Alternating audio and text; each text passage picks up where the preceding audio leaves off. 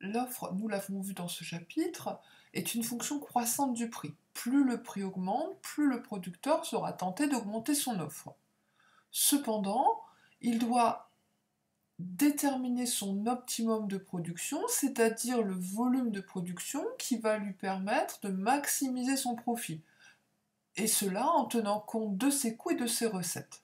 Le coût total est constitué des coûts fixes, comme le loyer, l'assurance, ils sont constants quelles que soient les quantités produites, et des coûts variables, les matières premières par exemple, qui vont dépendre du volume de la production. Le coût marginal, quant à lui, représente le coût supplémentaire provoqué par la dernière unité produite. Ce calcul est important car au-delà d'une certaine quantité produite, il se peut que l'entreprise doive investir dans de nouvelles machines ou embaucher un travailleur supplémentaire et cela viendra alourdir son coût total. L'entreprise a donc intérêt à produire tant que la vente d'une unité supplémentaire, ce qu'on appelle aussi sa recette marginale, lui rapporte plus que ce qu'elle ne lui coûte. Sur un marché concurrentiel, l'entreprise est preneuse de prix. Vous vous souvenez, en anglais, on parle de price taker, c'est-à-dire qu'elle ne peut pas influencer à elle seule le prix du marché. La recette marginale, c'est-à-dire la recette induite par la vente d'une unité supplémentaire, correspond donc au prix du marché, au prix de vente. L'optimum de production est donc atteint quand le coût marginal est égal au prix de vente, c'est-à-dire à la recette marginale. Autrement dit, quand le coût provoqué par la production d'une unité supplémentaire dépasse ce que elle rapporte à l'entreprise. Illustrons ces notions par un exemple simple. Imaginons que vous vous lanciez dans la fabrication de jeans Made in France. Pour cela, il faut déterminer la quantité de production que vous allez mettre en œuvre pour maximiser votre profit.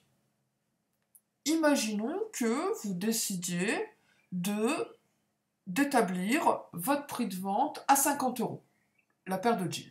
Il est fixe, comme on le voit, car la vente d'un jean supplémentaire vous rapporte toujours 50 euros, quelles que soient les quantités vendues. Par contre, le coût marginal, lui, va être fluctuant. À 200 unités, il est de 30 euros pour la production d'un jean, à 300, 420 euros, à 500, 40 euros, à 650 euros, puis il grimpe 60 euros, 80 euros, 180 euros. Cela s'explique car pour produire plus, il faut engager du personnel, vous agrandir, avoir des locaux supplémentaires. À partir du 600e jean, ici, la fabrication d'un jean supplémentaire vous coûtera plus cher que ce que la vente vous rapportera. Donc vous devez arrêter de produire pour maximiser votre bénéfice. L'optimum de production est donc de 600 jeans par mois. Au-delà de la 600e paire de jeans, votre entreprise va perdre de l'argent car le coût provoqué par la production d'un jean supplémentaire ne sera pas compensé par sa recette, votre recette marginale, ici. Vous pouvez donc limiter votre production à 600 jeans si vous voulez maximiser votre profit.